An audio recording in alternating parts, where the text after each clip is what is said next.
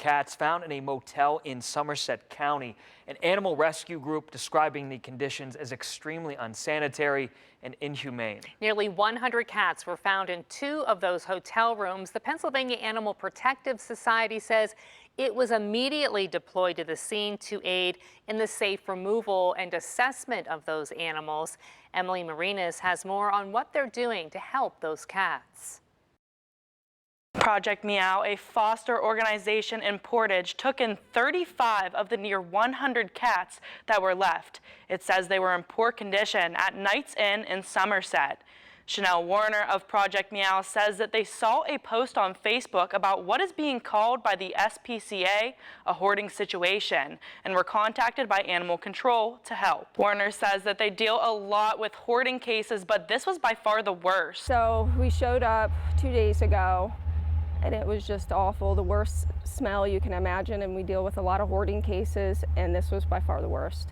So when we walked in, you could see cats on the bed, they're looking at you, they're all so sweet, and they're like, you know, help us. She says that the cats were very malnourished and had no food or water, and were locked in cages for days covered in feces and urine.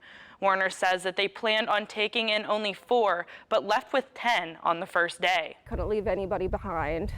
Some were bleeding on their ears, they had blood all over their chest, very malnourished. We had a few that were locked in cages without food and water for days, and it just broke our hearts, you know. We had to help, and then we had other rescues that stepped up that said they want to take some. She says that they then realized there were 20 left in the back room, so they drove back and loaded up as many as they could. Warner says that several other rescues stepped in to help. She says that Project Meow started with 35 cats, but are now down to 18, and they have 8 more leaving on Thursday. She says some of the cats were even pregnant, as they found approximately 12 kittens in the mix. They're very bony, so you can tell that they're malnourished.